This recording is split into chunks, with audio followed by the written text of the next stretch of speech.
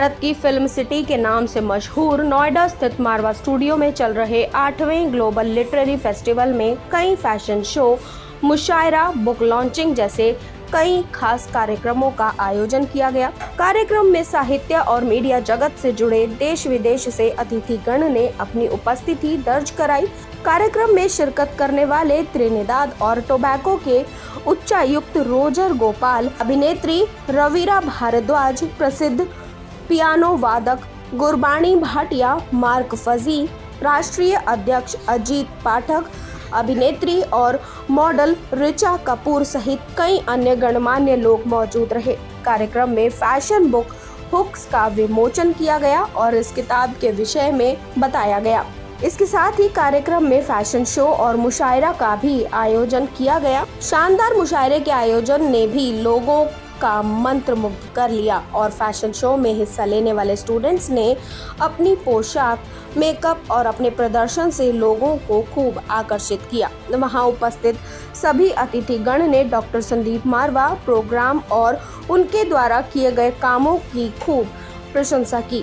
ICMEI के संस्थापक doctor Sandeep मारवा ने कहा कि मुझे गर्व है कि मारवा स्टूडियो देश के दूसरे सबसे बड़े लिटरेरी फेस्टिवल का आयोजन कर एक गौरवशाली इतिहास बना रहा है। उन्होंने बताया कि आपको अपनी जिंदगी में लिखना भी है, पढ़ना भी है और किसी की बात को अच्छे से सुनना भी है। आपको अपनी जिंदगी में क्रिएटिव बनना है।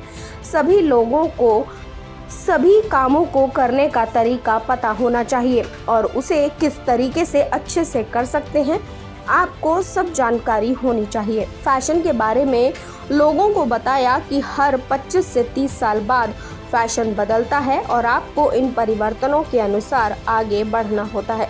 कार्यक्रम में आए सभी अतिथियों को प्रतीक चिन्ह देकर सम्मानित किया गया। इस कार्यक्रम के अंत में उपस्थित सभी अतिथिगण संदीप मारवा और स्टूडेंट्स का धन्यवाद ज्ञापन किया गया। President public relation society of India, यहाँ आज के कार्यक्रम में आके मुझे बहुत प्रसन्नता हुई क्योंकि यहाँ लिटरेचर और फैशन दोनों का एक कॉम्बिनेशन था।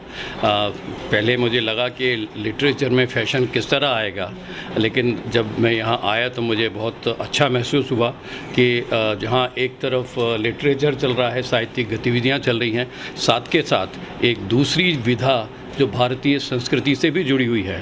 हम इसे सिर्फ आधुनिकता के रूप में देखते हैं, लेकिन इससे हम अगर सांस्कृतिक परिप्रेक्ष्य में देखें तो फैशन का देश की संस्कृति और मूल्यों से बहुत गहरा नाता है और यही आज के इस फैशन शो में देखने को मिला। मेरी बहुत बहुत इन्हें शुभकामनाएं। आज का इवेंट वेरी ब्यूटीफुल, रियली मैं बहुत प्राउड फील कर रही हूँ। यहाँ आके मिस्टर मारवा ने मुझे इनवाइट किया और यहाँ आके मैंने जो फैशन शो देखा और बच्चों के जो फैशन के उन्होंने मेरे को दिखाए हैं, अपने आउटफिट दिखाए हैं, उसको देखकर रियली मैं बहुत इम्प्रेस हुई हूँ। मेरे को अपनी यंग एज याद आ गई है कि जब मैं फैशन करती थी या मैं अपना टेलर को अपना डिज़ाइन बता के, हमारे टाइम पे टेलर होते थे जो बैठते हैं, बुटीक नहीं होते थे, उसको बुटीक नहीं कहेंगे, उसको टेलर बोलते थे, चाहे लेडीज़ टेलर हो, जेंट्स हो, तो टेलर को मैं अपना डिज़ाइन देके बनवाती थी। तो आज ये इंडस्ट्री ने इतनी खूबसूरत तरक्की करी है और आप बच्चों ने जो इतने अच्छे अच्छे डिज़ाइन दिखाए हैं, मुझे रियली मेरा बहुत ही मन खुश हुआ है यहाँ आके। सर, 8 लिटरेचर फेस्टिवल में फैशन राउंड को जोड़ना, इसके बारे में आप क्या कहना चाहेंगे?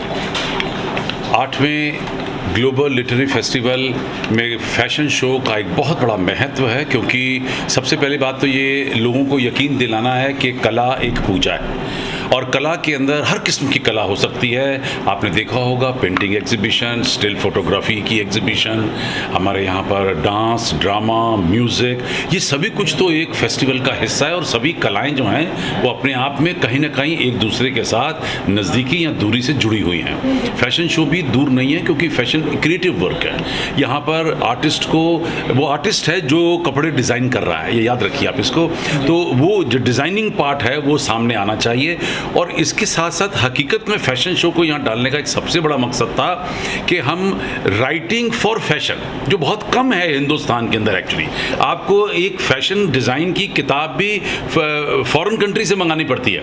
हमारे यहाँ फ़ैशन पे किताबें बहुत कम लिखी गई हैं। तो ये एक प्रोत्साहित किया है मैंने उन तमाम 150 राइटर्स को जो इन 3 दिन में यहाँ आ चुके हैं और कल आने वाले हैं, कि आप लोग फैशन को लेकर भी बहुत सारी बातें लिख सकते हैं। आप देखिए ऑल टुगेदर अगर देखा जाए तो हमारी जो अप्रैल इंडस्ट्री है देश की, वो बहुत आगे निकल चुकी है। करोड़ों रुपए का एक्सपोर्ट हो रहा है गारमेंट्स का। पूरी दुनिया हिंदुस्तान से बना हुआ कपड़ा जो है पहनती है। जापान से लेकर और अमेरिका तक आप चले जाइए, आपको हिंदुस्तानी डिज़ाइनर्स के बने हुए कपड़े या फॉरेन डिज़ाइनर्स के इंडिया में बने हुए कपड़े ज़रूर मिल जाएंगे। तो मुझे ऐसा लगता है कि इन सभी कलाओं को जोड़ते हुए ये कला भी जोड़नी बहुत ज़रूरी है कि लोग फैशन और डिज़ाइन के ऊपर भी लिखें। Hi everyone, I'm Ravira Bharadwaj. So today I'm here at Mava Studios because their literary festival is going on and this is the second day, and I just attended the fashion show as I was one of the guest of honors. Oh my god, the designers created amazing pieces of art. I mean, I think सारे India के designers को यहाँ से उठा के ले जाना चाहिए, and new Indian designers should come in light because the dresses were amazing and also the studio space is so nice. I mean, it's a place where you can show your art and culture, जो कि बहुत ही कम जगह होता है, and I think this is one a very beautiful place in India where you can show your art. And also as I'm an actor, we just watched my film SRQ on MX Player. It's a political thriller, and do watch it and give it a review. Today's fashion show by the students was amazing. It's nice to see fusion. It was lovely to see cultural fusion and different genres together at the same time. What I am hoping for to see the next level, I think you can actually do gender stereotypes blurring. It would be amazing. I think that a lot of men can carry that the creativity that is being born in this particular academic and what Dr. Marwa is doing is fusing talent to make somebody who is passionately creative. Congratulations, and congratulations to all the students. Well done, 2022. Sir, what would you like to say about today's event? First of all, I would like to say that Marva Studios continue to impress me. The way that it has evolved and it continues to evolve, not only in terms of what it offers to India in all aspects of media, fashion, photography, etc., but also the length and breadth of this globe that Marwa Studios is now reaching. I am very impressed with Dr. Sandeep Marwa, the work that he has been doing. I'm very impressed with the students, and I'm also happy to be part of this growth, be part of this institution that continues to evolve. Your Excellency, how do you see literature and these kind of literary events work as a bridge between two countries? Like, how do they strengthen the diplomatic relations? Absolutely. Literature is the captive of thought. It is the captive of the mind. Not only in terms of the cultural aspects or the fictional aspects, but also the ideological and philosophical aspects of the mind. That is the most essential part in diplomacy.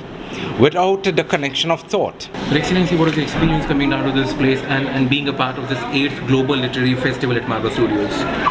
I really appreciate that it was a wonderful event, and as I said that one should have a karma, that really, and I was really surprised to having young talented artists that who put their all effort and energy to cheer up the people and bring them to the